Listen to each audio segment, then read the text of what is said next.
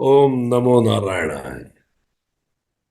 United global peace foundation, United consciousness project self की तरफ से आप सभी का हार्दिक स्वागत है। दोस्तों, हम लोग रामचरितमानस सीरीज का अध्ययन कर रहे हैं। आज 21वां सेशन है। हम बालकांड पढ़ रहे हैं और बालकांड में आज दोहा 258 से शुरू करेंगे। हमने पिछले सेशन में बात की थी। ये सेशन हम भोपाल से टेलीकास्ट कर रहे हैं। हमने पिछले सेशन में बात की थी कि किस प्रकार शिव धनुष का तोड़ा जाना या उठाया जाना शर्त है सीता जी के विवाह की, और उसके लिए सीता जी के मन में किस प्रकार के भाव आ रहे हैं। और कोई भी राजा जो स्वयंवर में आए हुए हैं वो उस धनुष को उठाने में असमर्थ है। अब यहां से आगे पढ़ते हैं जहां तक हमने पिछली बार बात की थी। अब उससे आगे शुरू करते हैं। दोहा 258। प्रभु ही चितई पुनि चितव मही, राजत लोचन लोल, खेलत मन सिज मीन जुग जुग जनो, विधु मंडल डोल। प्रभु श्री रामचंद्र जी को देखकर फिर पृथ्वी की ओर देखती हुई सीता जी के चंचल नेत्र इस प्रकार सुशोभित हो रहे हैं मानो चंद्र मंडल रूपी डोल में कामदेव की दो मछलियां खेल रही हैं। तुलसीदास जी लिखते हैं। तो सीता जी एक तरफ श्री रामचंद्र की ओर देख रही हैं जो उनका भविष्य है, दूसरी तरफ वो पृथ्वी की ओर देख रही हैं जहां से वो आई हैं। सीता जी का जन्म पृथ्वी से ही हुआ था, तो वो अपना भूत भविष्य वर्तमान तीनों उनकी आंखों के सामने डोल रहा है। और सीता जी के नेत्र इतने सुंदर लग रहे हैं जैसे दो मछलियां खेल रही हो कामदेव की। यहां ये जो सिमिली है मछलियों की, ये बहुत जगह उपयोग की जाती है। मछलियां या मीन भारतीय परंपरा में कामनाओं का, इच्छाओं का, आकर्षण का प्रतीक माना जाता है। और जो कामदेव हैं उनकी जो ध्वजा है लाल रंग की, उस पर भी मीन का ही चित्र अंकित है। सो कामदेव की ध्वजा मीन के चित्र से बनी हुई है। मीन मतलब मछली, तो कामदेव की ध्वजा पर भी मछली ही अंकित है। और जो कामदेव जी हैं उनके जो धनुष है वो मीठे गन्ने का बना हुआ है, और जो उसकी डोरी है वो शहद से बनी हुई है। उसके फूल तीरों के फूल हैं, उसके जो तीर हैं वो फूलों से बने हुए हैं। सो मछली इच्छाओं का प्रतीक है, आकर्षण का प्रतीक है। जैसे कामदेव जी की जो पत्नी है रति, उनको भी मीन लोचना कहा जाता है, मछली जैसी सुंदर आंखें। तो इसीलिए कई बार आप देखेंगे मीनाक्षी एक शब्द आता है। अक्षी मतलब आंखें, मीनाक्षी मछली जैसी सुंदर आंखें। तो ये मोह का भी प्रतीक है, कई जगह ये माया का प्रतीक होता है, कई जगह आकर्षण का प्रतीक होता है, पर कई जगह सौंदर्य का प्रतीक होता है। तो जैसे दक्षिण भारत में मीनाक्षी देवी सौंदर्य का प्रतीक है। वो उनका नाम भी इस मीन शब्द से ही बना है, मछली जैसी जिसकी आंखें, वो मीनाक्षी। और कामदेव के जो बाण हैं, कामदेव का प्रतीक ही मछली है। जैसे मछली भव सागर में तैरती है, इसी प्रकार से हम जीव भवसागर में तैरते हैं। इसी में जन्म लेते हैं, इसी में खत्म हो जाते हैं। तो कामदेव की जी के जो बाण हैं, जो वो जो बाण हैं वो 5 प्रकार के हैं। तो सीता जी इस समय महसूस कर रही हैं श्री राम के प्रति आकर्षण। तो कामदेव जी के बाण, संभवतः उनमें से कुछ बाण सीता जी के मन को छू रहे हैं। वो 5 बाण कौन से हैं? मोहन, स्तंभन, उन्मादन, शोषण और तापन। आप में से किसी ने कभी जीवन में प्रेम महसूस जब भी किया हो किसी भी व्यक्ति के प्रति, तो देखिए इनमें से कौन से बाण से कामदेव जी ने आपको घायल किया था। मोहन का अर्थ है आकर्षण। ये बाण कामदेव जी जिस व्यक्ति पे चलाते हैं उस व्यक्ति के मन में गहरा आकर्षण आता है किसी के प्रति। अगर आपने जब भी किसी को प्रेम किया हो, याद करके देखिए क्या ये मोहन नामक बाण कामदेव जी ने आप पे चलाया था। गहरा आकर्षण होता है, वो चित्त को मोह में डाल देता है। किसी के सौंदर्य का, वाणी का, उसके स्वभाव के प्रति भी आकर्षण हो सकता है। वो कैसा दिखता है, वो कैसा बोलता है, वो कैसे सोचता है, उसके शब्द, उसकी कोई भी चीज उसके व्यक्तित्व की। और कई बार जब ये तीर बहुत ताकत से चलाया जाता है तो ये विवेक तक को ढक देता है। दूसरा है स्तंभन।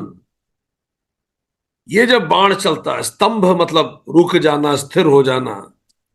ये जब बाण चलता है कामदेव जी का, तो व्यक्ति की गति, विचार और कार्य क्षमता रुक जाती है।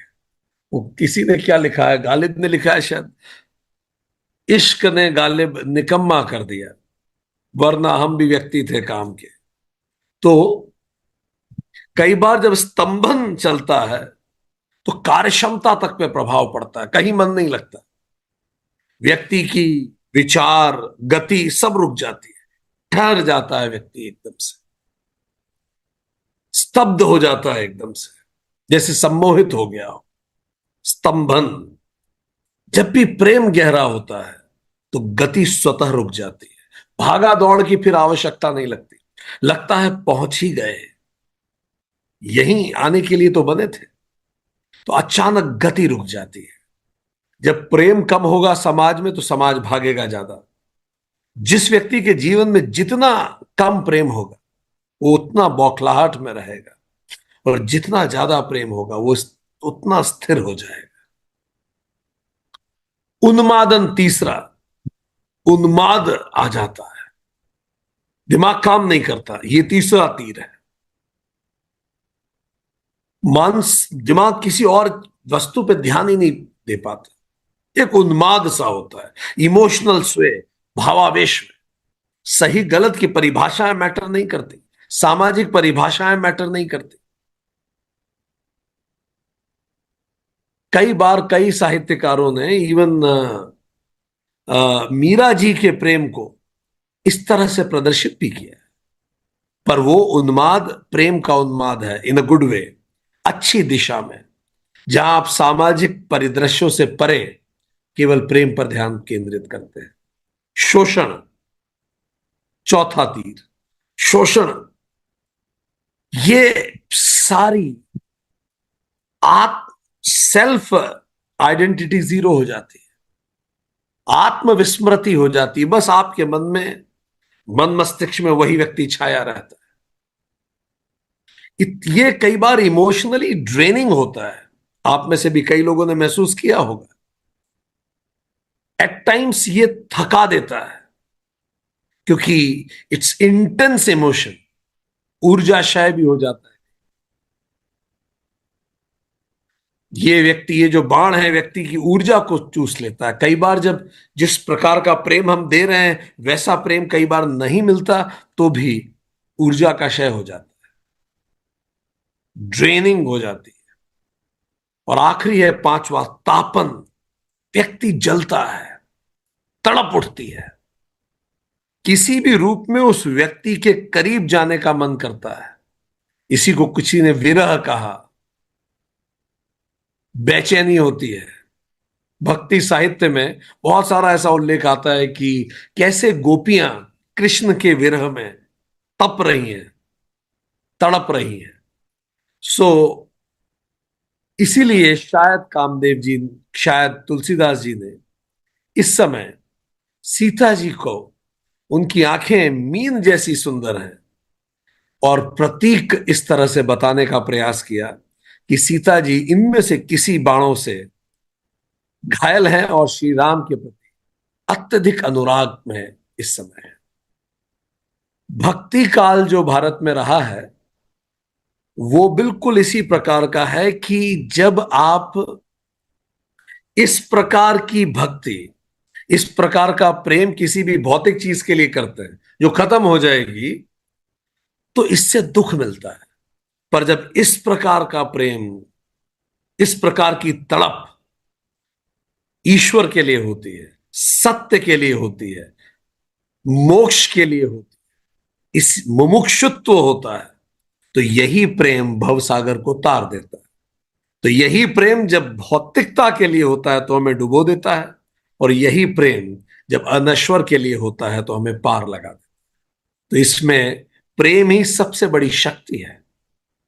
तो इसीलिए तुलसीदास जी ने यहां सीता जी के आंखों को मछलियों से तुलना की है। आगे बढ़ते हैं। आगे तुलसीदास जी कहते हैं, तो भगवान सकल उर्बासी करही मोहि रघुबर के दासी, जेहि के जेहि पर सत्य सने हो, सोते ही मिलई न कछु संदेह हो।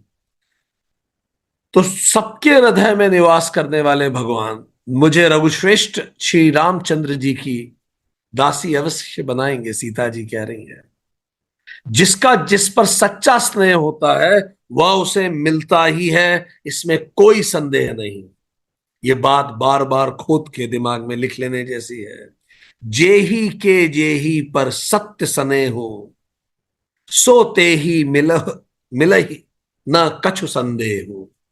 ये बच्चों को याद दिलाइए, ये अपने ऑफिस में लिख के रखिए।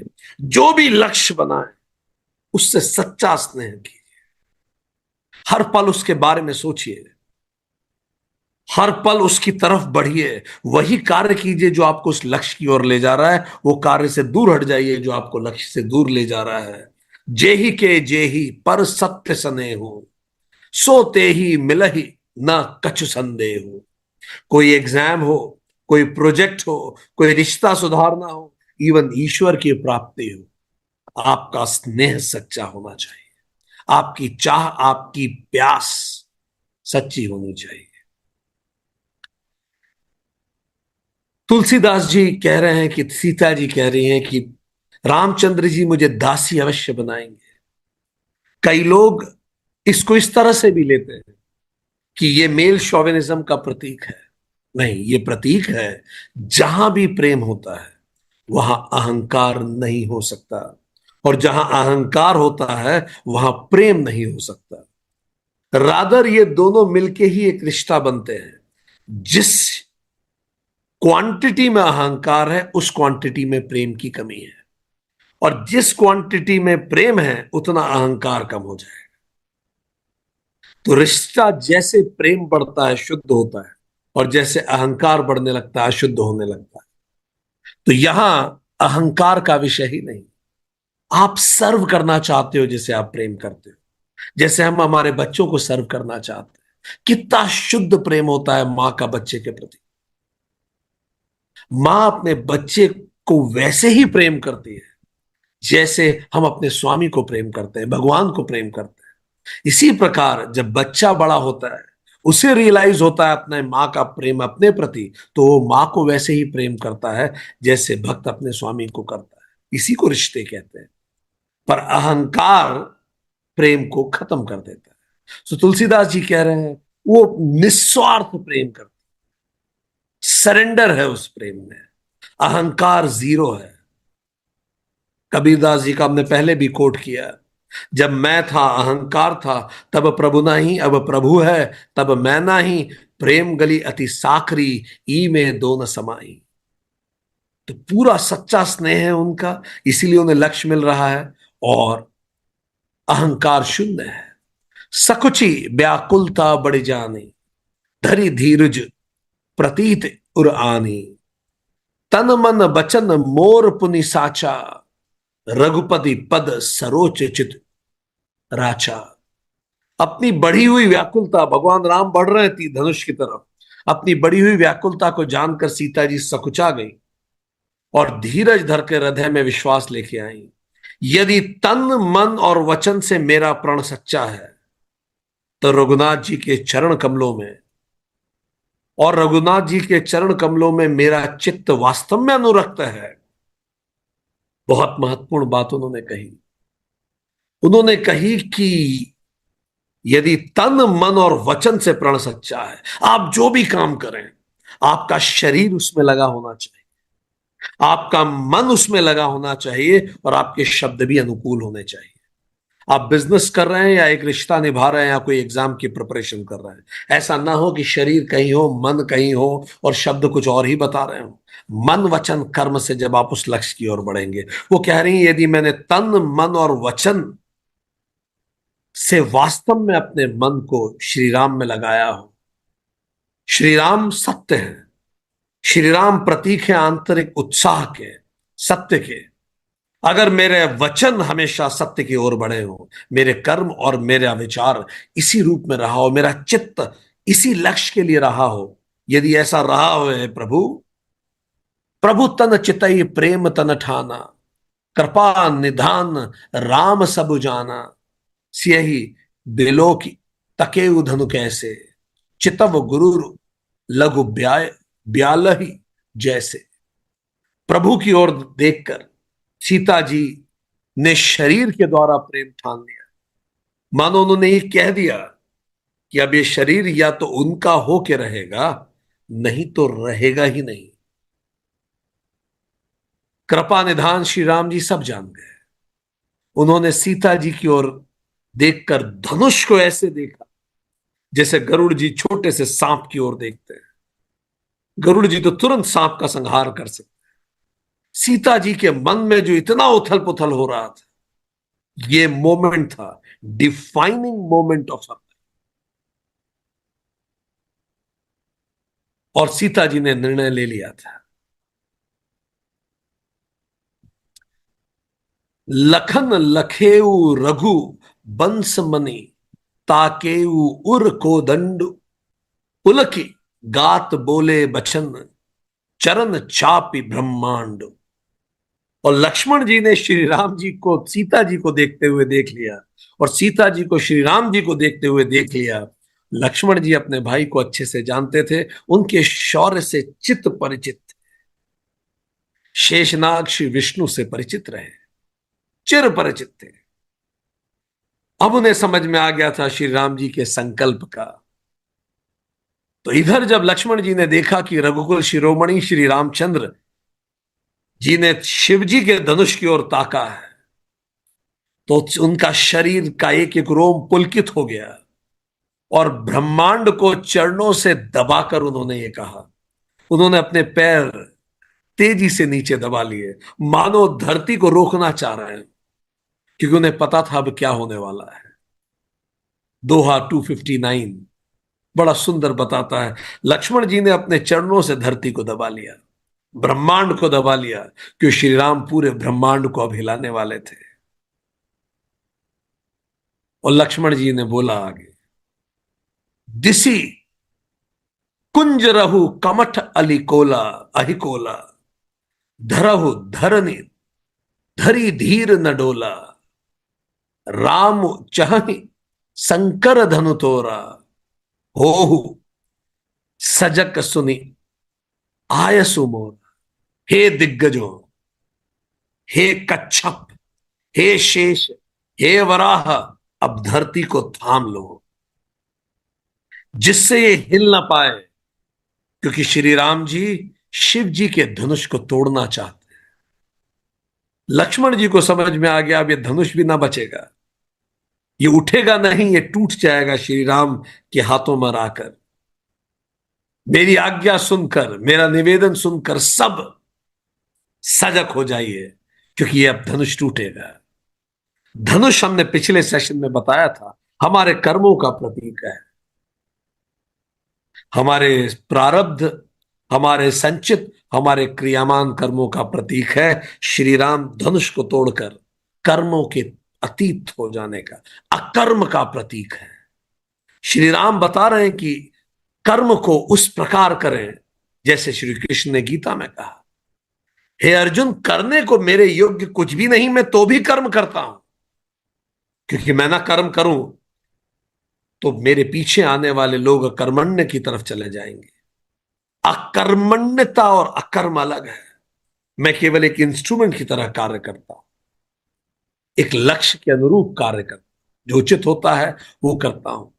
तो लक्ष्मण ने सारे दिग्गजों को उठाया। दिग्गज मतलब सारे दिशाओं के जो स्वामी हैं, आठों दिशाओं को उन्होंने कहा अब सजग हो जाओ। जैसे पूर्व में, इनको अष्ट दिग्गज कहते हैं। पूर्व में ऐरावत, पूर्व दक्षिण के कोने में पुंडरीक, दक्षिण में वामन, दक्षिण पश्चिम में कुमुद, पश्चिम में अंजन, पश्चिम उत्तर में पुष्पदंत, उत्तर में सार्वभौम, उत्तर पूर्व में सप्तीक। सबको एक साथ उन्होंने कहा उठो। न केवल यहां तक, उन्होंने कहा हे कच्छप, कच्छप अवतार। याद कीजिए जब धरती पहले डोली थी तब भगवान विष्णु ने कूर्म अवतार लिया था और धरती को संभाला था। आप सब ने इस कथा को पढ़ाई है कि जब देव और असुर के बीच में अमृत पाने के लिए क्षीरसागर मंथन हो रहा था, जब मंथन होना शुरू हुआ तो उन्होंने मंद्रांचल पर्वत जो था उसको, उसके आसपास वासुकी नाग को रस्सी की तरह बांध दिया, और एक तरफ से देवता खींचने लगे, एक तरफ से सुर खींचने लगे, एक तरफ से असुर खींचने। तो जब इतनी तेजी से मंथन हुआ तो पूरा पर्वत ही डूबने लगा, पृथ्वी हिलने लगी पूरी। मंथन प्रतीक है जब भी हम विचार करते हैं, एक तरफ पॉजिटिव विचार होता है, एक तरफ नेगेटिव विचार होता है, और ये मानस मंथन है। और जब भी हम बैठ के मंथन करते हैं, कई बार कई लोग मेडिटेट करते हैं तो उनका सर दुख जाता है। क्यों सिर दुखने लगता है? क्योंकि जब भी मंथन होता है अंदर की बहुत सारी नेगेटिविटी बाहर आती है। जब हम शांत बैठते हैं, जब सारे डिस्ट्रैक्शन जीरो हो जाते हैं, तो हम विष भी निकलता है, फिर अंततः अमृत भी निकलता है। पर मंथन कई बार करने से कई लोग सोचना ही नहीं चाहते। नहीं, I don't want to think about it. I know many people in west, they don't want to think about death. घबराहट होती है उन्हें, मन डूबने लगता है। आप में से कितने लोग ऐसे हैं जो जब मेडिटेट करते हैं तो आपको कई बार भारी लगने लगता है? जब भी हम मंथन करते हैं या किसी पर्टिकुलर विषय पे, आप में से कितने लोग हैं विचार ही नहीं करना चाहते, क्योंकि विचार करते हैं तो सर दुखने लगता है, तो हम डूबने लगते हैं। तो भगवान विष्णु कच्छप, कछुए बन के आते हैं और समुद्र में जाकर अपनी पीठ पे मदरांचल को रख लेते हैं। विष्णु जी स्थिरता का प्रतीक, स्थिर बुद्धि, स्थित प्रज्ञ जिसको कहते हैं। जब हम स्थित प्रज्ञ हो जाते हैं, स्थिर बुद्धि से होते हैं, तो फिर मंथन अच्छा कर पाते हैं। तो लक्ष्मण जी कह रहे हैं जैसे आपने धरती को तब संभाला था जब मंथन हुआ था, अब आप संभाल लीजिए। अब कर्म की सीमाओं के पार अकर्म का प्रदर्शन करने जा रहे हैं श्री राम। धैर्य और स्थिरता के प्रतीक कच्छप को उन्होंने आह्वान किया कि आप आइए। कच्छप अवतार स्थिरता का प्रतीक है, और यह बताता है कि किसी भी महान कार्य करने के लिए आपको मजबूत आधार की जरूरत है, और सबसे मजबूत आधार होता है आपकी स्थिर बुद्धि। भगवत गीता में भी भगवान कृष्ण इस प्रकार की बुद्धि का उल्लेख करते हैं। समाधो अचला बुद्धि, अचल बुद्धि चाहिए। फ्लक्चुएटिंग माइंड कुछ बड़ा अचीव नहीं कर सकता। बहुशाखा बुद्धि can not make anything great. आप जो भी अभी आपका लक्ष्य है, थिंक अबाउट इट, और बताइए कहीं आपकी बुद्धि बहुशाखा तो नहीं है। इतना डिस्ट्रैक्टेड अगर आप हैं तो उस लक्ष्य को आप अचीव नहीं कर पाएंगे, जो भी आपका लक्ष्य है। Giving you 10 seconds to think about it. क्या सच में आपकी बुद्धि स्थिर बुद्धि है? उस लक्ष्य के लिए आप पूरी तरह से प्रेरित हैं, जिसको भगवत गीता कहता है व्यवसाय आत्मिका बुद्धि। जो भी आप कार्य कर रहे हैं पूरी आत्मा उसमें डोल दीजिए। याद रखने के लिए सही शब्द हो सकता है व्यवसाय, whatever is your endeavour. आत्मिका बुद्धि, पूरी आत्मा उसमें उड़ेल दीजिए। तब जो स्थिर बुद्धि होती है उससे महान कार्य होता है। फिर फिर लक्ष्मण जी कह रहे, हे वराह, शेषनाग तो स्वयं ही है। ठीक, वो कह रहे हैं वराह। इसकी भी कहानी बड़ी सुंदर है, ये मत्स्य पुराण में आती है। ये कहानी भी बड़ी सुंदर है। जैसे श्रीमद् भागवत पुराण में कहानी आती है कूर्म अवतार की, कच्छप अवतार की, विष्णु पुराण में भी आती है। इसी प्रकार के ये कहानी आती है वराह अवतार की, ये भी श्रीमद् भागवत में आती है, विष्णु पुराण में, मत्स्य पुराण में भी आती है कि एक बार हिरण्याक्ष नाम का एक राक्षस हुआ, दैत्य था, जो हिरण्याकश्यप का भाई था। उसने पृथ्वी को डुबो दिया और उसे पाताल लोक में ले गया, और इससे पूरी सृष्टि का संतुलन बिगड़ गया। तब भगवान विष्णु ने वराह अवतार और पृथ्वी को फिर से संभाला, जो डोल रही थी पूरी, डूब गई थी पूरी। उन्हें पाताल में जाकर पृथ्वी को अपनी थूथन से उठाया, और वो बड़ा बड़ा सुंदर उसका चित्र भी है कि कैसे वराह अवतार धरती को अपनी नाक के ऊपर रखे हुए हैं। इस प्रकार से आपको देखना है तो मध्य प्रदेश में विदिशा में उदयगिरी की गुफाओं में ये बड़ा सुंदर स्टोन कार्विंग है, बड़ी प्राचीन स्टोन कार्विंग है। और उसके बाद भगवान वराह और हिरण्याक्ष के बीच में युद्ध हुआ, हजारों वर्षों तक चला, और अंततः वराह अवतार जी ने हिरण्याक्ष को परास्त कर दिया। तो कह रहे हैं फिर से धरती को संभाल लीजिए। हिरण्याक्ष कौन था? अक्ष का मतलब आंखें, हिरण्य का मतलब सोना। वो आंखें जो सोने पे जाके टिक गई है, वो आंखें जो भौतिकता पे टिक गई हैं, वो आंखें जिनको चारों तरफ केवल भौतिकता ही दिखती है, और यही जीवन का उद्देश्य लगता है कि जीवन का एकमात्र उद्देश्य है आओ, खूब कमाओ, खूब उड़ाओ, खूब बनाओ और मर जाओ। जिसको इसके अतिरिक्त कुछ नहीं दिखता वही हिरण्याक्ष है। और ऐसे हिरण्याक्ष अगर इकट्ठे हो जाते हैं तो धरती डूब जाती है। हम क्या कर रहे हैं? हम इस कदर ग्लोबल वार्मिंग को प्रमोट कर रहे हैं। कैसे कर रहे हैं? Extreme industrialisation. विकास की परिभाषा यह है सारे पेड़ काट दो, वहां जमीनें बना दो, वहां सड़क बना दो और कह दो ये विकास है। प्रकृति का संहार कर दो। जब प्रकृति का संहार होगा तो क्या होगा? धरती डूबेगी। हिरण्याक्ष धरती को डुबोने पे तुले हुए हैं। नहीं आप पढ़ रहे हैं बड़ी बड़ी मेट्रोज जो समुद्र के किनारे धीरे धीरे डूबते जाएंगे कुछ समय बाद। जल स्तर बढ़ रहा है, ग्लोबल वार्मिंग से आइस मेल्ट हो रही है। हिरण्याक्ष ही तो धरती को डुबोने पे तुले हुए हैं। और इस समय विभुम व्यापक विष्णु, सुदर्शनधारी विष्णु आवश्यक है, जिनका दर्शन सही हो, जो विकास को सस्टेनेबल परिभाषित करे। कोई भी चीज जो सस्टेनेबल नहीं है वो विकास नहीं है। जो धरती को हार्म करते हैं वो विकास नहीं है। सो ये प्रतीक है वराह अवतार, धर्म की रक्षा, सस्टेनेबिलिटी की रक्षा का। तो कह रहे हैं सब रुक, सब थाम लो वापस, ये हिल ना पाए, क्योंकि अब मुझे लग रहा है कि श्री राम धनुष तोड़ देंगे। वो उठाने वाले नहीं हैं। चाप समीप राम जब आए, नर नारिन सुर सुकृत मनाए, सब कर संसव अरु अज्ञानो, मंद महिम कर अभिमानो।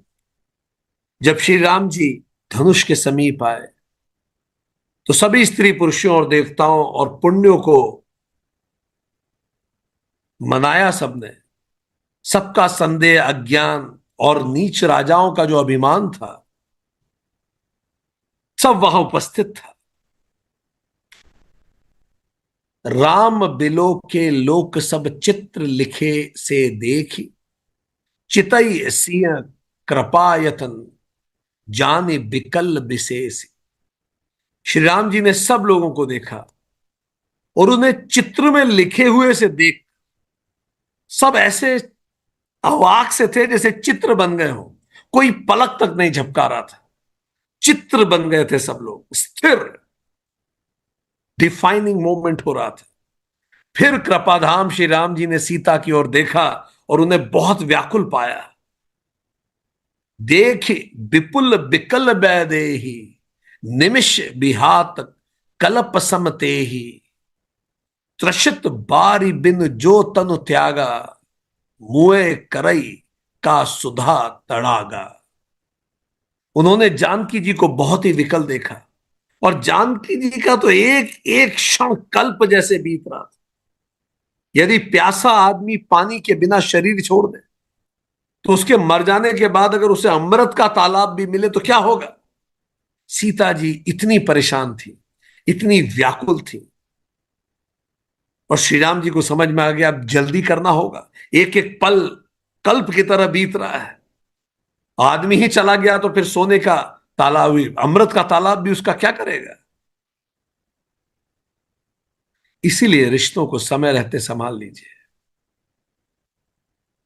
उनके जाने के बाद अमृत का तालाब भी उसको पोषित न कर सकेगा। जो भी आपके महत्वपूर्ण लोग हैं आपके आसपास, उन्हें मजबूती से कस के रखिए। जो आपका इंतजार करता है, उसके लिए एक एक क्षण कल्प की तरह बीतता है, तो उनके टच में बने रहिए। नहीं तो देर हो जाने के बाद अमृत का तालाब भी उस रिश्ते को फिर से प्रस्फुटित नहीं कर पाएगा। आगे तुलसीदास जी लिखते हैं, का वर्षा कब कृषि सुखाने, समय चुके पुनि का पछताने, अस जिय जानी जान की देखी, प्रभु पुल के लखी प्रीति विशेषी। सारी खेती के सूख जाने के बाद वर्षा किस काम, समय बीत जाने के बाद पछताने से क्या लाभ। ये लाइन कहीं लिख के रखिए, का बरसा सब कृषि सुखाने, समय चूके पुनि का पछताने। बच्चों को जो संस्कार देने का समय होता है वो इसी समय होता है जब बच्चे बीज होते हैं। फसल बड़ी हो गई, फसल सूख गई, अब आपके तो, क्योंकि उस समय तो आपके पास समय ही नहीं था। याद कीजिए हम में से कितने लोगों के साथ ऐसा हुआ, जब बच्चे छोटे थे अब समय नहीं था, हमारे पास समय नहीं था, और अब बच्चे बड़े हुए तो उन्हें हमारा समय चाहिए नहीं। खेती के सूख जाने के बाद वर्षा, अब संस्कार देके क्या करेंगे, उससे कुछ नहीं होने वाला। समय बीत जाने के बाद पछताने से कोई फायदा नहीं। वो रिश्ता हो, नौकरी हो, कोई तैयारी हो, या स्वयं मोक्ष की प्राप्ति के प्रयास हो, ये शरीर सूख जाएगा कुछ दिनों बाद, फिर पछताने से कुछ नहीं मिलने वाला। आध्यात्मिक प्रयास रिटायर्ड और रिटार्डेड लोगों का कार्य नहीं है। जब तक शरीर में दम है, ऊर्जा है, प्राण है, खूब मेहनत कीजिए अपने आप को पहचानने की, खूब साधना कीजिए, खूब ध्यान कीजिए, खूब शास्त्र अध्ययन कीजिए, खूब सत्संग कीजिए, खूब धार्मिक कार्य कीजिए। जब ये सूख जाएगा तो फिर पछताने के अलावा कुछ नहीं बचने वाला। सही उद्देश्यों से प्रेरित हो जाइए। का बरसा जब सब कसी सुखाने, समय चूके पुनि का पछताने।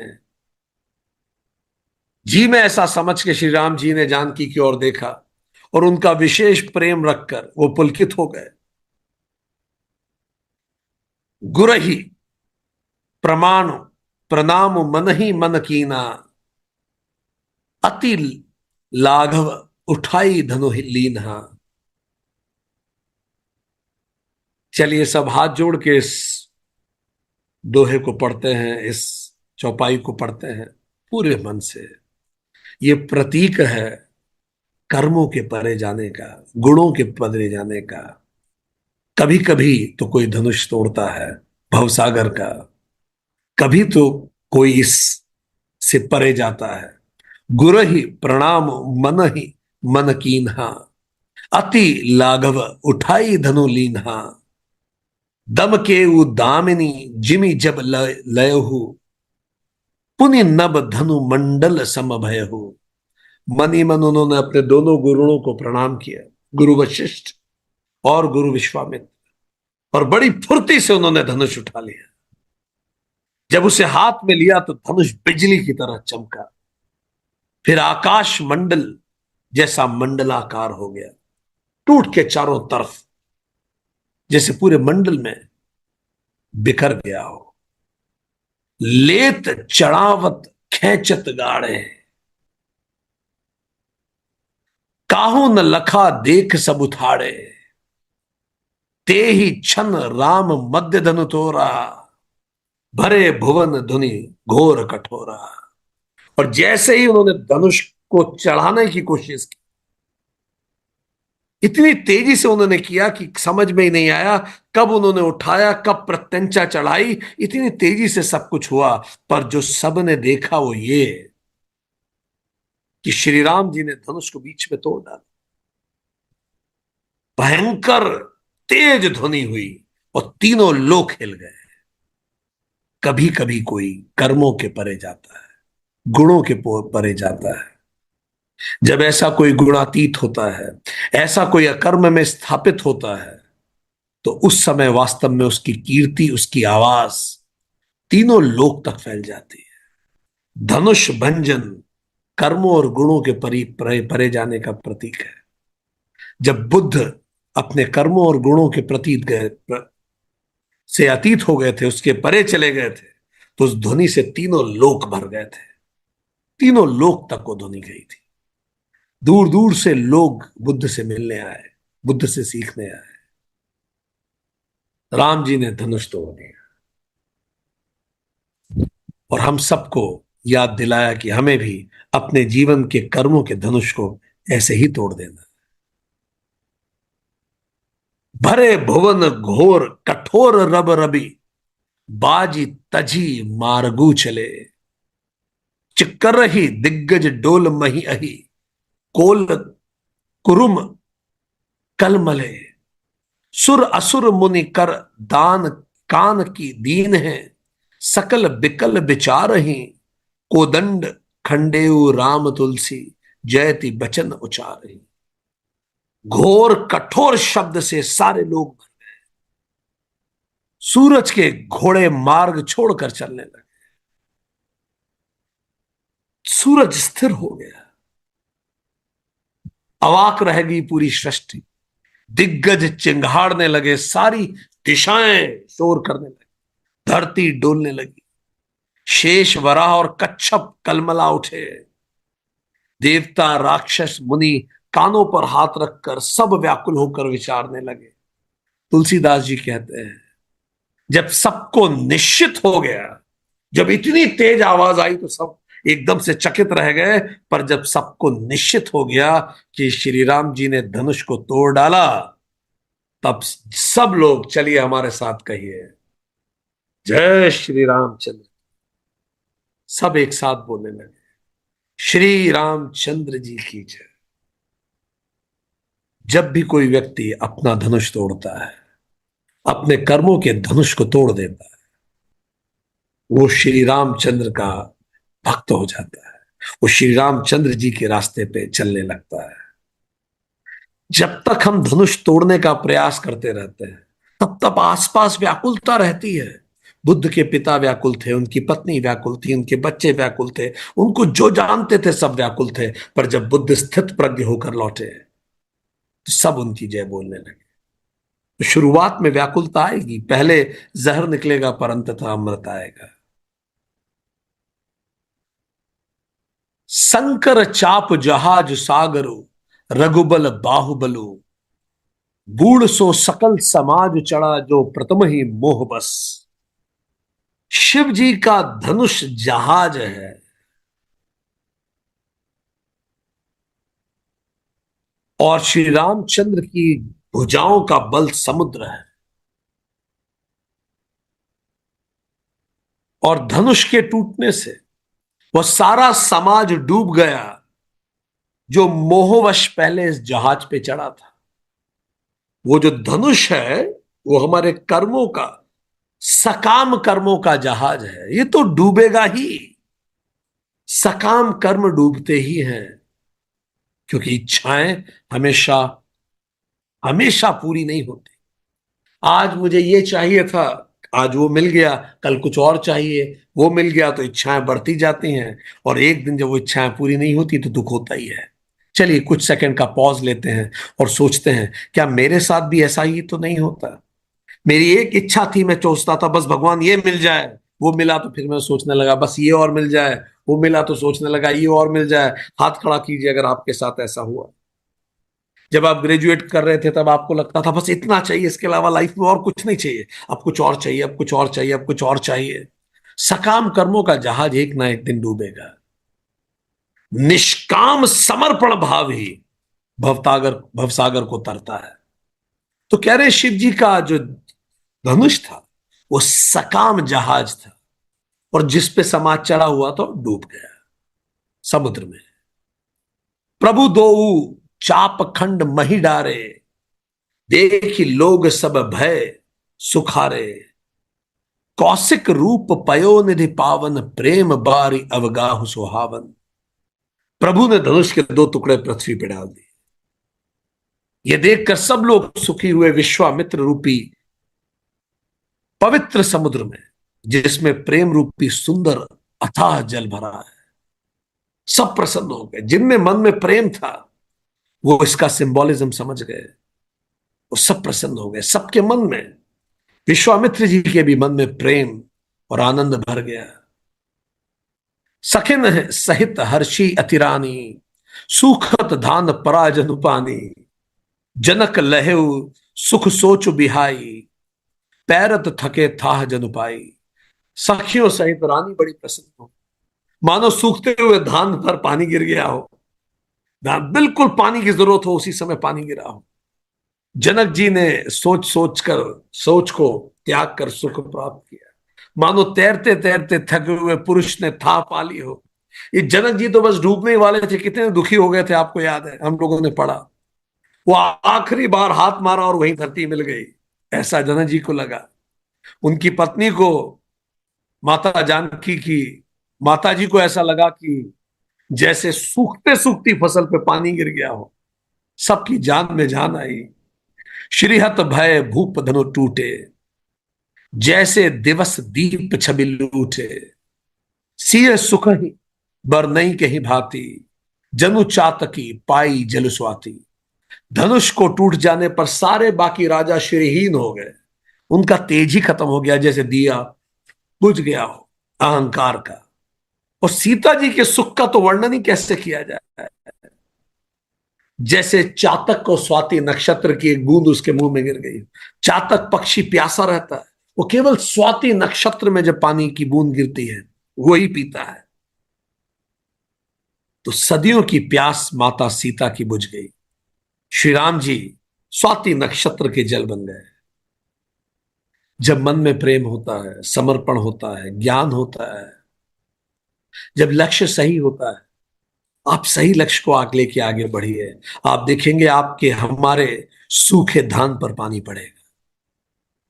जब तैरते तैरते हम थक जाएंगे तो अचानक हम था पा लेंगे, वो स्वयं हमें बचाने आएगा।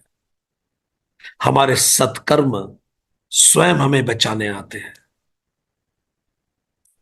कोई पुराना सत्कर्म ढाल बन के आपके सामने आ जाएगा, कोई पुण्य फलित हो जाएगा। आप अच्छे कर्म करते रहिए, आपकी सारी सूखी धान पर पानी पड़ेगा।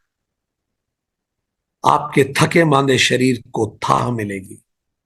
दुनिया बहुत सारी चीजें गलत करती है, करती रहेगी, पर आप इंतजार कीजिए और स्वाति नक्षत्र का ही पानी पीजिए।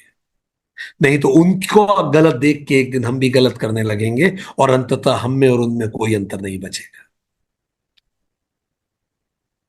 राम ही लखनऊ बिलोकत कैसे, ससहि चकोर किशोर रखु जैसे।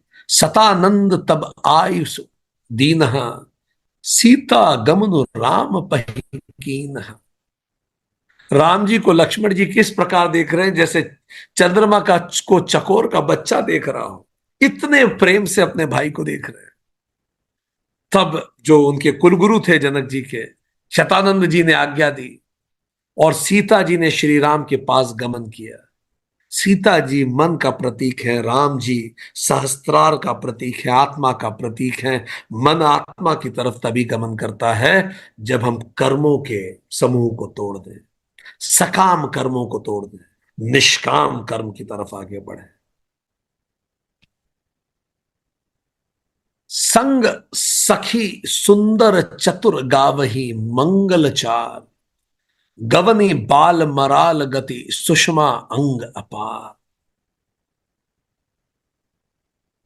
साथ में सुंदर सखियां मंगलाचार के गीत गा रही हैं। सीता जी बाल हंसनी की चाल से चल रही हैं। उनके अंगों में अपार शोभा है। सीता जी मूलाधार का प्रतीक है, राम जी सहस्त्रार का प्रतीक है।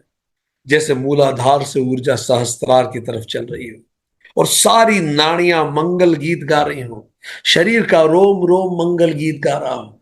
जब भी किसी की कुंडलिनी जागृत होती है उसको बिल्कुल ऐसा ही लगता है, शरीर का एक एक रोम रोम खिल जाता है। इस कदर ऊर्जा का संचार शरीर में महसूस होता है, पूरा शरीर ऊर्जा से भर जाता है। यही तो वो सखियां हैं जो मंगल गीत गा रही, सारी नारियां 72,000 नारियां मंगल गीत गाती हैं। गवनी बाल मराल गति सुषमा अंग अपार। और सुषुम्ना नाड़ी से सीता जी धीरे धीरे मूलाधार सहस्त्रार की ओर जा रहा है, कुंडलिनी जागरण हो रहा है। सखी नहीं, जैसे ही कर्म टूटते हैं, हम और कर्म क्रिएट नहीं करते, we don't enter into more karmas. हम ऐसे चीजें नहीं करते कि कर्म बंधन और बंधे। सखे नहीं मध्य सिंह सोहित कैसे, छवि गन मध्य महाछवि जैसे, कर सरोज जय माल सुहाई, विश्व विजय शोभा जय छाई। उस सारी नाड़ियों के बीच में जो सुषुम्ना नाड़ी है, जो रीढ़ की हड्डी के बीचों है, उसमें से सीता जी गमन कर रही हैं। कैसी शोभित हो रही है, मानो इतनी 72,000 छवियां हैं पर वो महाछवि है। कर कमल में सुंदर जयमाला है। कमलों की, कमल जो प्रतीक है हमारी कुंडलिनी जागरण का, उसमें इतने 1,000 कमल लगे। विश्व विजय की शोभा शोभा छाई हुई है। कोई भी व्यक्ति जब अपने अंदर को विजय करता है, विश्व विजय उसको स्वतः प्राप्त हो जाती है। कैसे प्राप्त हो जाती है विश्व विजय? उसको अब कुछ नहीं चाहिए, वो जीत गया। चाह गई चिंता गई, मनवा बेपरवाह, जिसको कुछ ना चाहिए ते शाहन के शाह। उसे विश्व विजय हो गई। तन सकोचो मन परम उछाओ, गूढ़ प्रेम लखे परई न काहू, जाई समीप राम छवि देखी, रही जनु कुंवरी चित्र अवरेखी। सीता जी के शरीर में संकोच है पर मन में उत्साह है। ये गुप्त प्रेम किसी को जान ना पड़े, वो संकोच कर रही है, पर मन तो कोई देख नहीं सकता, इसलिए मन उत्साह से भरा हुआ है। कई लोगों ने एक महसूस किया होगा, कई बार आप दिखाना चाहते हैं कि आप बिल्कुल स्थिर हैं और आप इतने खुश हैं, आप नहीं चाहते कि शरीर से उसका प्रदर्शन करें। सीता जी भी, उनका रोम रोम पुलकित हो रहा है पर वो फिर भी शरीर को संतुलित करके चल रही है। मन में परम उत्साह भरा हुआ है। यही तो पल था, इसी के लिए तो जन्म लिया था। समीप आकर श्री राम जी की शोभा को देखकर सीता जी चित्र में लिखी हुई सी रह गई। वो सब कुछ भूल गई, जैसे एक चित्र बन गई, हो स्थिर हो गई एकदम से। जब श्री राम जी के पास में वो आके खड़ी हुई, मूलाधार सहस्त्रार के समक्ष आ गया, कुंडलिनी एक दूसरे के साथ आ गई। पूरा इवोल्यूशन की यात्रा, जैसे हम हमारे शास्त्रों में भी देखते हैं, भगवान के जो अवतार हैं वो इसी तरह से तो इवोल्यूशन का अवतार है। कच्छप जल के अंदर जीवन, वराह अंदर बाहर दोनों तरह का जीवन, नरसिम्हा अवतार मोर इवोल्यूशन, मैमल्स, वामन अवतार मनुष्य। तो धीरे धीरे कैसे इवोल्यूशन हुआ, हमारे पूरे अवतार इसी प्रकार की तो बात करते हैं। परशुराम अवतार जो अभी आने वाले हैं उनकी भी अपन चर्चा करेंगे, ठीक। जो वराह अवतार के बाद धीरे धीरे इसी तरह से विष्णु के बहुत सारे अवतार हुए, भगवान विष्णु के। चतुर सखी लखी कहा बुझाई, पहिरावहु जय माल सुहाई, सुनत जुगल कर माल उठाई, प्रेम बिबस परी पहिराई न जाई। फिर सीता जी तो चित्र बन गई थी, उन्हें कुछ समझ में नहीं आ रहा था क्या कर। तो किसी सखी ने कहा अब जयमाला पहनाओ, यही तो मोमेंट है। बुद्ध को भी जब बुद्धत्व की प्राप्ति हुई थी तो अवाक रह गए थे, चित्र बन गए थे। फिर किसी ने बोला कि बोलो आगे बढ़ो, तो बुद्ध ने कुछ बोला फिर। तो उनकी सखी ने कहा यह समय है मूलाधार मिल जाए संस्कार से, कुंडलिनी पूरी तरह से जागृत हो जाए। ये सुन के सीता जी ने दोनों हाथों से माला उठाई, पर प्रेम के विवश होने से पहनाई ही नहीं जा रही, उनके हाथ कांप रहे हैं। मन आत्मा में समर्पित हो रहा है, स्वभाव की प्राप्ति हो रही है। मन अमन बन गया, चिर शांति बन गई, स्व आत्मानुभूति हो रही है। सीता जी अपने मूल स्वरूप में लौट रही है। सोहत जनु जुग जलज सनाला सिसहि सभित देत जयमाला, गावही छवि अवलोक सहेली सिय जयमाल राम और मेली। उनके दोनों हाथ ऐसे सुशोभित हो रहे हैं मानो डंडियों सहित दो कमल चंद्रमा को डरते हुए जयमाला दे रहे हैं। कमल सहस्त्रार, हजार कमलों का प्रतीक है। सीता जी जयमाला पिना रही हैं। इस छवि को देख के सखियां गाने लगी। जब सीता जी ने श्री राम जी को जयमाला पहना दी, बोलो जय श्री राम जी, जय माता सीता की। हम सबके अंदर की भी माता सीता, हम सबके अंदर के श्री राम को जयमाला पहना, हम सबके अंदर का मूलाधार, हम सबके अंदर के सहस्त्रार तक पहुंचे, हम सबके अंदर का मन, हम सबके अंदर की आत्मा में समर्पित हो और अमन को प्राप्त करें। श्री राम और सीता जी का मिलन मन और आत्मा का मिलन है, मूलाधार का सहस्त्रार से मिलन है, प्रादिभाषिक सत्य का पारमार्थिक सत्य से मिलन है। ये मोक्ष प्राप्ति का संकेत है। इसीलिए ये जो चित्र है श्री राम सीता जी वरमाला पहनाते हुए, ये चित्र ध्यान के लिए बहुत अच्छा चित्र है। ये इवोल्यूशन का प्रतीक है। रघुबर उर जयमाल देखि देव बरिसहि सुमन, सकुचे सकल भुआल जनु बिलोकी रवि कुमुद गन। पृथ्वी पाताल और स्वर्ग तीनों लोकों में यश फैल गया कि श्री रामचंद्र जी ने धनुष तोड़ दिया है और सीता जी का वर्ण कर दिया है।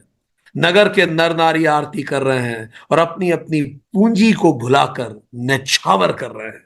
हर व्यक्ति भौतिकता को नछावर कर रहा है इस आध्यात्मिक दृश्य पे। सकुचे सकल भुआल जनु बिलो की रवि कुमुदगन। सब लोग इस कुंडलिनी जागरण पे अपना पूरी भौतिकता को निछावर कर रहे हैं।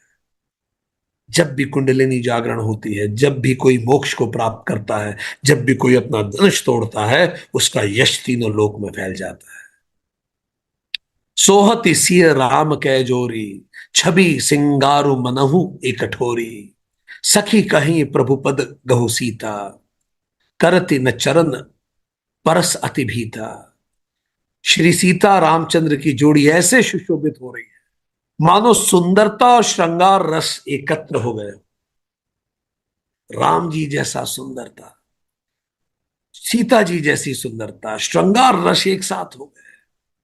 सखियां कह रही हैं सीते स्वामी के चरण छुओ, और सीता जी भयभीत है, वो चरण नहीं छू रही है। कोई सोचेगा, giving you 5 seconds to think, क्यों भयभीत हो रही हैं, वो चरण क्यों नहीं छू रही है? क्या लगता है आपको, वो किस चीज के लिए घबरा रही है? वो चरण क्यों नहीं छू रही? बिल्कुल सही समझा आपने, जितने लोगों ने समझा है बिल्कुल आपने सही समझा। गौतम ही गति सुरति करी नहीं, परस परसती पग पानी। मन विह से रघुबंश मनी, प्रीति अलौकिक जानी। गौतम जी की स्त्री अहिल्या की गति का स्मरण कर कर सीता जी श्री राम के चरणों को हाथों से स्पर्श भी नहीं कर रही है, कि अहिल्या जी तो पत्थर से महिला बन गई। सीता जी के मन में वो सब दृश्य आ रहे हैं कि इनके चरणों का स्पर्श से वो क्या हो गई, कहीं इनके चरणों के स्पर्श से मुझ पे तो कोई असर नहीं पड़ेगा। ये सब देखकर, इन सब सीता जी की लीलाओं को भी देखकर श्री राम जी मन ही मन हंस रहे हैं, क्योंकि वो जान रहे हैं कि सीता जी क्या लीला कर रही है, वो क्यों कंफ्यूज हो रही है। तब सिंह देख भूप अभिलाषे, कुर कपूत मुड़ मन माखे, उठी उठी पहिरे सनाह अभागे, जह तह गाल बजावन लागे। और उस समय सीता जी को देख के जो बाकी राजा थे वो ललचा गए। वो दुष्ट कपूत और मूढ़ राजा मन में बड़े तिलमिला रहे थे।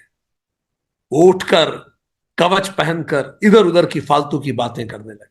वो डिजर्व तो करते नहीं थे पर फालतू की बातें कर रहे थे। लेहु छड़ाए सिंह कह को, धरी बांधहु नृप बालक दो, तोरे धनुष चाड़ नहीं सरई, जीवत हम ही कुंवर को बरई।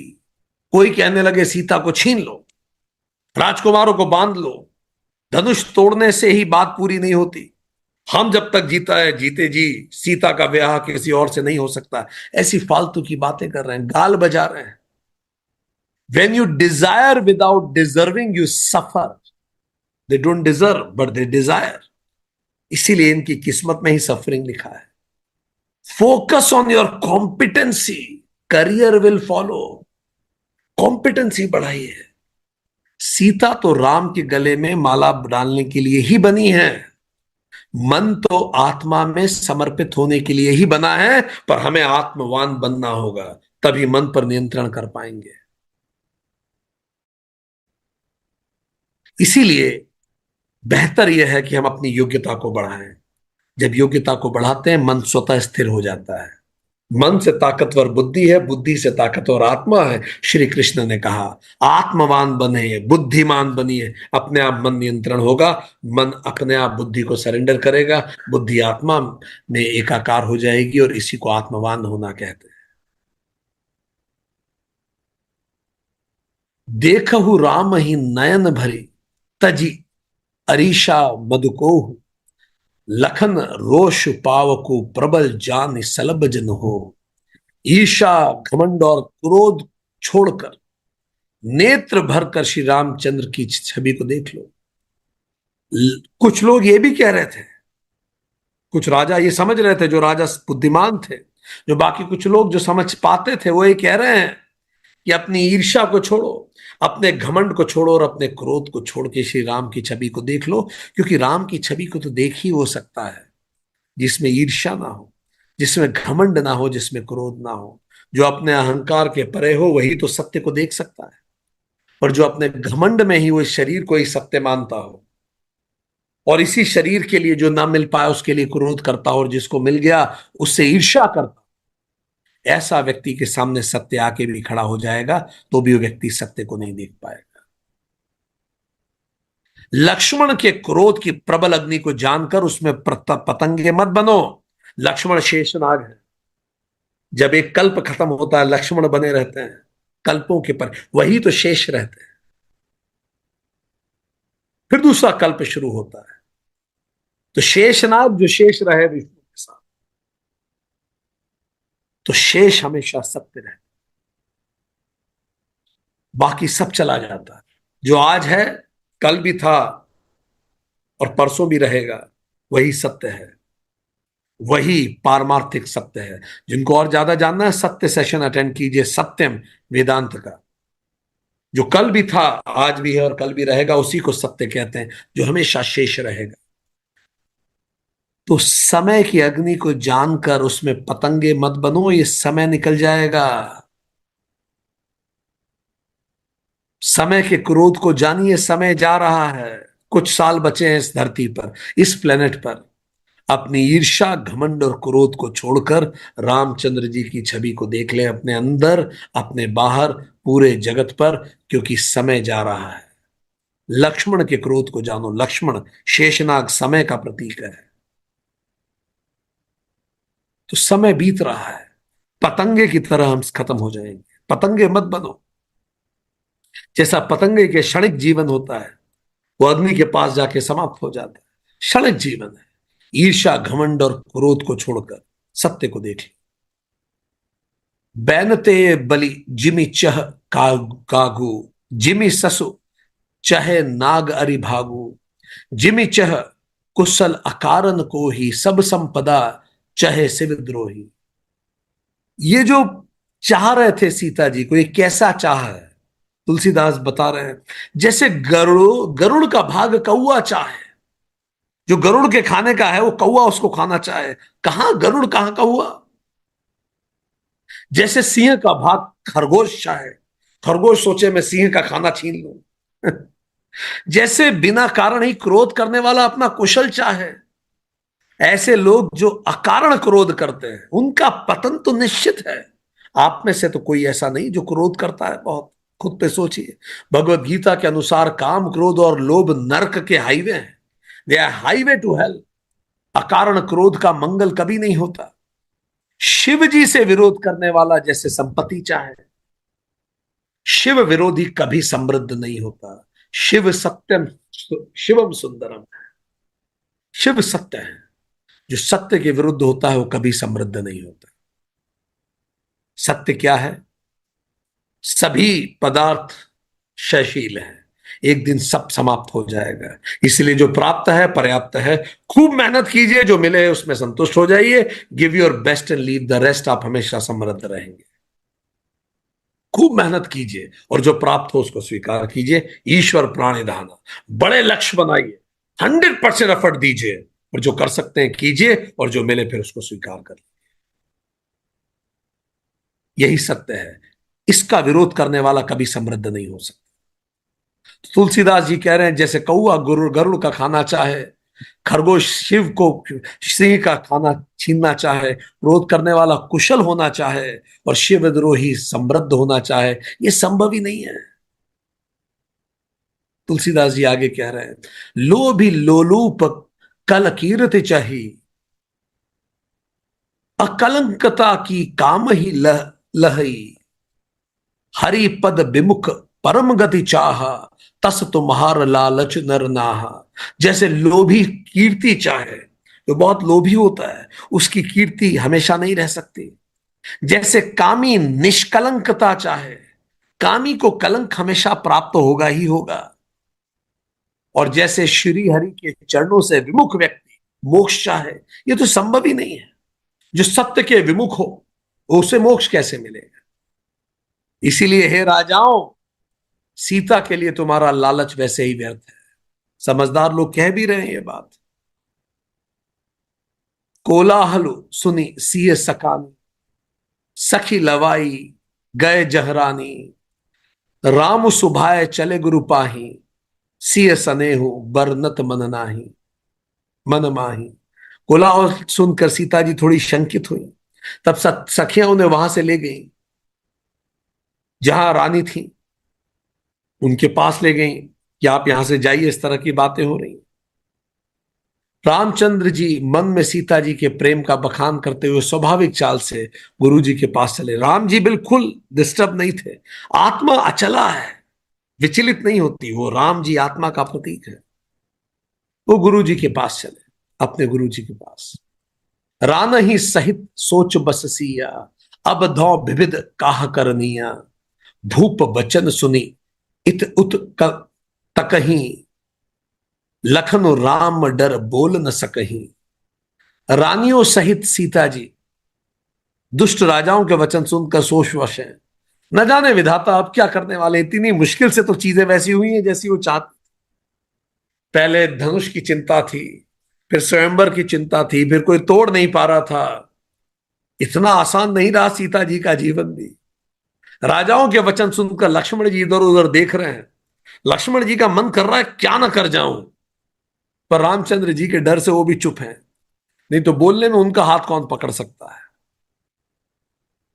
अरुण अरुण नयन भ्रकुटी, कुटिल चितवन नृपन सकोप, मनहु मत गजन गजगन, निरखी सिंह कसो रही चो। उनके नेत्र लाल हो रहे हैं, भौहें टेढ़ी हो गई हैं, और वो क्रोध से सारे राजाओं को देख रहे हैं, मानो मतवाले हाथियों को झुंड को देखकर सिंह के बच्चे में जोश आ गया हो। वो बहुत क्रोध में है। पर लक्ष्मण जी शायद भूल रहे हैं, इस समय क्रोध प्रदर्शन की बारी उनकी नहीं है। और शायद सीता जी भी भूल रही हैं कि इस समय इन राजाओं से चिंता का कोई विषय नहीं है, क्योंकि चिंता का विषय अब दरबार में पधारने वाले हैं। क्रोध करना जिसका अधिकार है वो दरबार में बस आने वाले हैं। नाम लिख दीजिए और उनको भी प्रणाम कीजिए, क्योंकि शुरू होने वाला है श्री परशुराम प्रकरण। दोहा 267 से श्री परशुराम प्रकरण शुरू होता है 284 तक। चिंता का विषय ये है, वो राजा नहीं, वो तो चींटियां हैं। क्रोध अब होगा। लक्ष्मण जी क्या क्रोध दिखाएंगे? क्रोध देखिए श्री परशुराम का। खर भरु देख बिकल पुर नारी, सब मिली देही मही पनहगारी। तेहि अवसर सुनी शिव धनु भंगा, आयलु आ, आयउलु भृगुकुल कमल पतंगा। खलबली देखकर जनकपुर की स्त्रियां व्याकुल हो गई। सब मिलकर राजाओं को गालियां ही दे रही थी कि अचानक उस मौके पर शिव जी के धनुष का टूटना सुन के भृगुकुल रूपी कमल के सूर्य स्वयं परशुराम आ गए। प्रणाम करें भगवान राम जी के छठे, भगवान विष्णु जी के छठे अवतार परशुराम जी को सादर प्रणाम करें। देखिए कैसे वो दिख रहे हैं, कैसे अवतार परशुराम जी हैं। देख महीप सकल सकुचाने, बाज झपट जनु लवाल लुकाने। गौरी शरीर भूति भल भ्राजा, भाल विशाल त्रिपुंड बिराजा।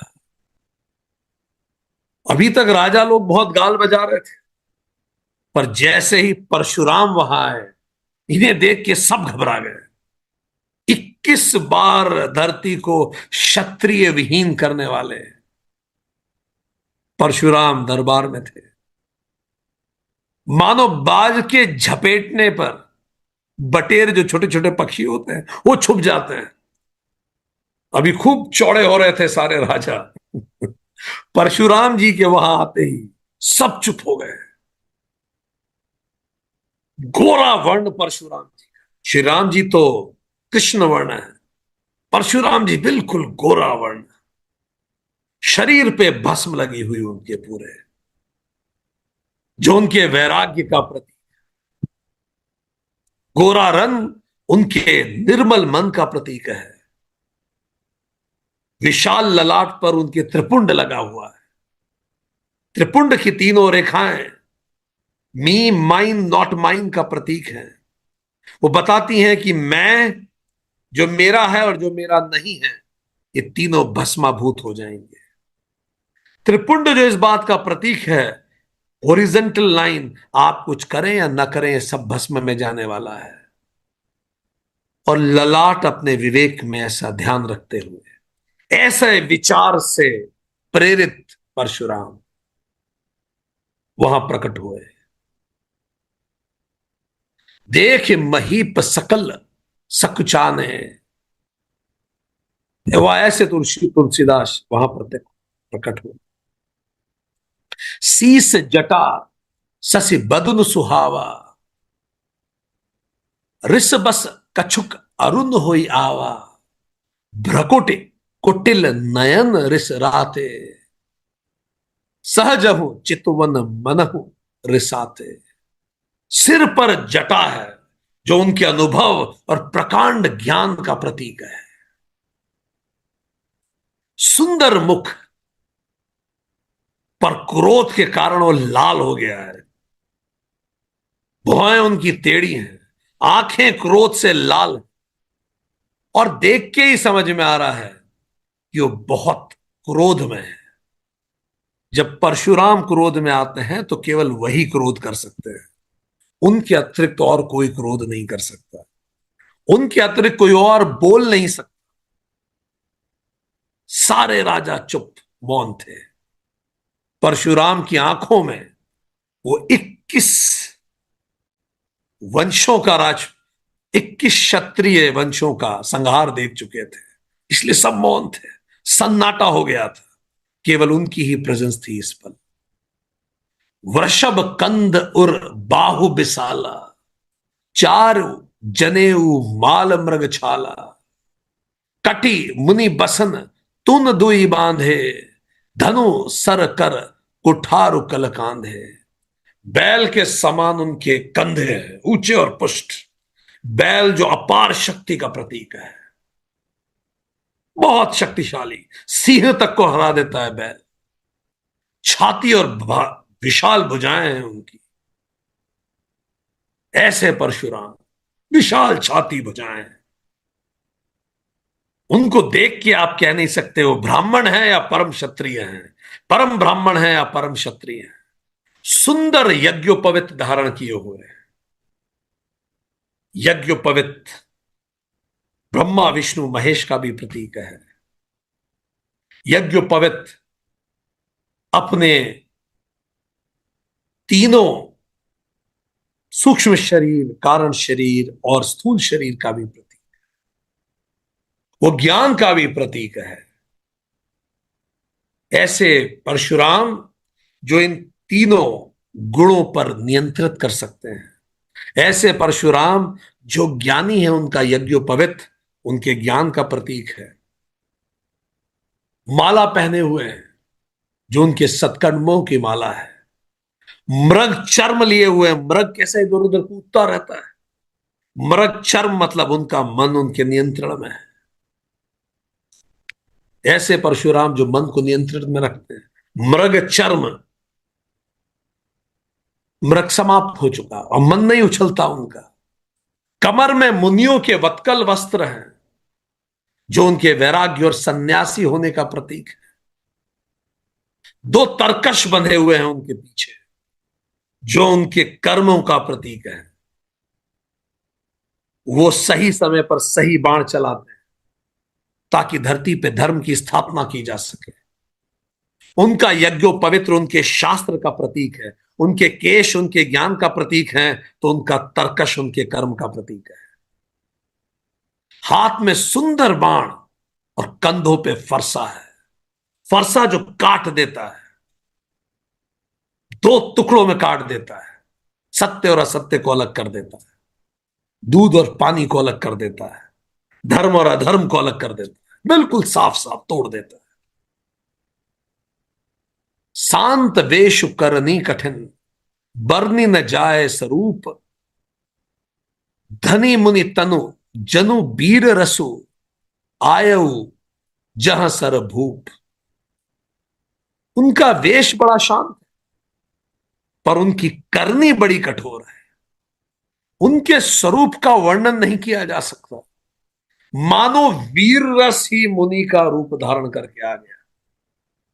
जहां सारे राजा लोग हैं, अगर वीर रस कभी रूप धरेगा तो बिल्कुल इनके जैसा होगा। अगर कभी वीर रस ही रूप ले तो वो परशुराम का रूप हो। ऐसे परशुराम वहां आ गए। इनके बारे में कहा नहीं जा सकता। देखत भृगुपति वेशु कराला, उठे सकल भय विकल भुआला, पितु समित समेत कही कही निज नामा, लगे करन सब दंड प्रणामा। अभी जो इतने सारे राजा बड़ी बातें कर, ये कर देंगे वो कर देंगे। देखत भृगुपति वेशु कराला, भृगुकुल में पैदा हुए भृगु ऋषि के वंशज परशुराम का भयानक वेश देखकर सारे राजा व्याकुल हो गए। उन्होंने तो नस्लें खत्म की थी, उनका अगर परशु उठे तो फिर कौन बच सकता।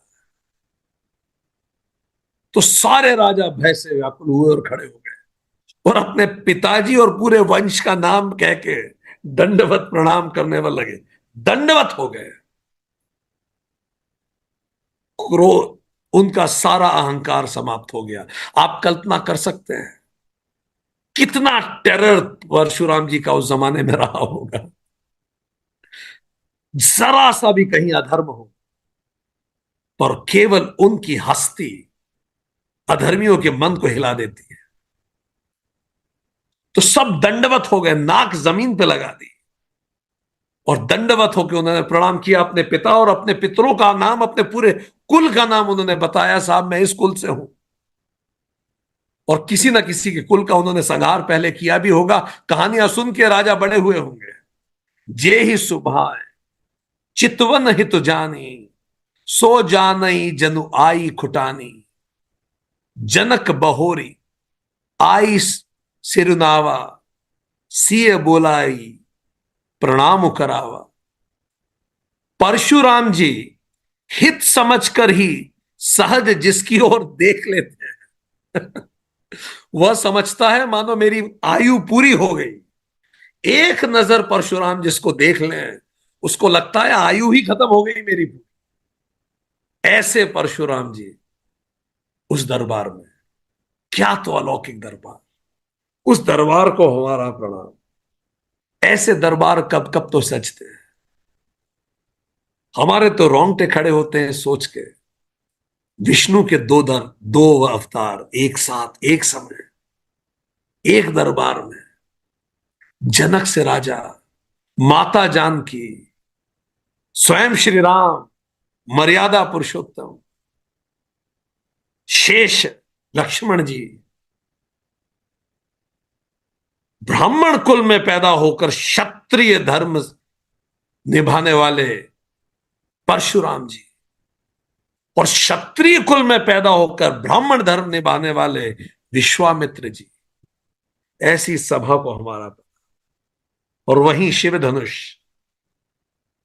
उस सभा में जनक जी ने तुरंत आके प्रणाम किया परशुराम जी को, और सीता जी को बुलाकर भी प्रणाम करवाया परशुराम जी से।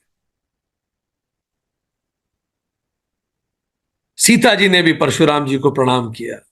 आशीष बहुत जरूरी था, तुरंत आशीष ले लेना। एक पल भी परशुराम जी का क्रोध ये सभा ये दरबार बर्दाश्त नहीं कर सकता। आशीष दीन सखी हर शान, निज समाज ले गई सयानी। विश्वामित्र मिले पुनि आई, पद सरोच मेले दोई भाई।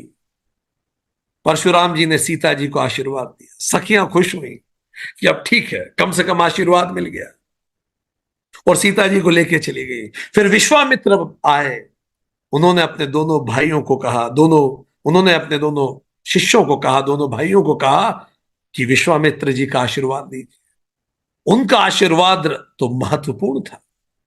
राम लखनो दशरथ के टोठा, दीन ही असीस देख बल जोठा। राम ही चितई रहे थकी लोचन, रूप अपार मार मद मोचन। विश्वामित्र जी ने कहा, ये राम और लक्ष्मण राजा दशरथ के पुत्र हैं। उनकी सुंदर जोड़ी देख के परशुराम जी ने उन्हें भी आशीर्वाद दिया। कामदेव के भी मद को छुड़ाने वाले रामचंद्र जी के अपार रूप को देखकर कुछ पल तो परशुराम जी भी स्तंभित रह गए, स्तंभित हो गए उनके प्रेम में। रामचंद्र जी का जब रूप देखा, जो काम के भी परे है, तो वो भी स्तंभित रह गए। कितना सुंदर परशुराम, एक ब्राह्मण जो क्षत्रिय बने, याद दिलाते हैं शस्त्र बिना शास्त्र के विनाश का कारण बनते हैं। आज हमारे समाज को परशुराम की आवश्यकता है। आज हमारे पास शस्त्र है, न्यूक्लियर वेपन है, पर शास्त्र भूलते जा रहे हैं, वो विनाश का कारण बनते हैं। इसीलिए एक ब्राह्मण क्षत्रिय बने, याद दिलाने के लिए कि शस्त्रों का प्रयोग शास्त्र सम्मत ही करना होगा। आपकी भुजाओं में बल है और आप में ताकत है, इसका मतलब आप अधर्म नहीं कर सकते। और विश्वामित्र एक क्षत्रिय जो ब्राह्मण बने, शास्त्र बिना शस्त्र के विनाश को प्राप्त हो जाता है। इसलिए शस्त्र उठाना भी जरूरी है। विश्वामित्र, याद दिलाते हैं नालंदा विश्वविद्यालय, वो एक क्षत्रिय थे पर उन्होंने शास्त्र भी पढ़े। ये दोनों साथ होना जरूरी है। अगर शस्त्र और शास्त्र साथ नहीं होंगे तो नालंदा विश्वविद्यालय की कहानी इस बात का प्रतीक है कि किस प्रकार पतन आता है। शस्त्र शक्ति है और शास्त्र दृष्टि है, कहां उपयोग करना है। इस कहानी को हम पुनः पढ़ेंगे, नालंदा विश्वविद्यालय की इस कहानी को जानेंगे कि कैसा हो। बहुरी बिलो की विदेह सन कहू, काह अति भीर, पूछत जानी अजाम जिमी, व्यापेउ कोप शरीर। सब देखकर, जानते हुए भी अनजान की तरह परशुराम जी ने जनक जी से पूछा, ये भीड़ कैसी है? और अचानक उनके शरीर पर क्रोध छा गया। क्यों छाया क्रोध? समाचार कही जनक सुनाए, जिसन फिरी अनत निहारे, देखे चापखंड मही डारे। फिर जनक जी ने सारा उत्तर दिया कि प्रभु ऐसा हुआ, ये स्वयंवर हुआ, सारे राजा इसलिए आए। जनक जी के वचन को सुनते हुए परशुराम जी ने जब फिर के धनुष के टुकड़े हुए धरती पे पड़ा देखा। इसके आगे क्या हुआ ये हम अगली क्लास में बात करेंगे, क्योंकि इसके आगे क्रोध करने वाले एक नहीं, दो दो व्यक्ति उस दरबार में मौजूद हैं। एक क्रोधी है परशुराम जी और दूसरे क्रोधी हैं हमारे लक्ष्मण जी। किस प्रकार लक्ष्मण जी का क्रोध और परशुराम, जब दो क्रोधी एक साथ एक समय एक जगह एक दरबार में हो तो क्या होता है और तो क्या हुआ, इस पे हम आगे बात करेंगे। फिलहाल इस दरबार को प्रणाम करते हैं, जिस दरबार में ऐसे ओजस्वी लोग, रेयरली कोई दरबार इस पृथ्वी में इतिहास में ऐसा रहा होगा जिसमें ऐसे दो ज्ञानी, विष्णु जी के दो अवतार एक साथ एक समय थे। चलिए इस दरबार को प्रणाम करते हैं और लेसन ऑफ लाइफ देखते हैं। किसी भी महान कार्य के लिए मजबूर आधार होना आवश्यक होता है। हिरण्याक्ष भौतिकता पृथ्वी को समुद्र में डुबो देती है, पाताल में ले जाती है, इससे सृष्टि का संतुलन बिगड़ जाता है, पर आध्यात्मिकता विष्णु इसको पुनः उभारते हैं। जब जब धर्म में संकट होता है तब भगवान किसी भी रूप में आकर रक्षा करते हैं। धनुष भंजन कर्मों के परे और गुणों के परे जाने का प्रतीक है। सकाम कर्मों का जहाज डूब ही जाएगा, निष्काम समर्पण भाव ही भू भव सागर को तराता है। श्री राम और सीता जी का मिलन मन का आत्मा से मिलन है, मूल आधार का सहस्त्रार से मिलन है, प्रादिभाषिक सत्य का पारमार्थिक से मिलन है। ये मोक्ष का संदेश संकेत है। When you desire without deserving, you suffer. Focus on your competency, career will follow. You don't get what you desire, but you certainly get what you deserve. सत्य की छवि वही देख सकता है जो ईर्ष्या घमंड और क्रोध के परे हो। भगवत गीता के अनुसार काम क्रोध और लोभ नरक के रास्ते हैं। अकारण क्रोध से मंगल कभी नहीं होता। सत्य शिव शिव विरोधी कभी समृद्ध नहीं होता। लोभी और लालची अपयश को प्राप्त होते हैं, कामी कलंक को प्राप्त होता है। परम सत्य से विमुख ही मोक्ष कभी प्राप्त नहीं कर सकता। परशुराम एक ब्राह्मण जो क्षत्रिय बने, शस्त्र बिना शास्त्र विनाश के कारण बनते हैं। विश्वामित्र एक क्षत्रिय जो ब्राह्मण बने, शास्त्र बिना शस्त्र के विनाश को प्राप्त हो जाएंगे। शस्त्र शक्ति है, शास्त्र दृष्टि है। जिस प्रकार श्री राम निर्भीक रहे, गीता कहती है मेरा भक्त न डरता है न डराता है। आज के लिए इतना ही।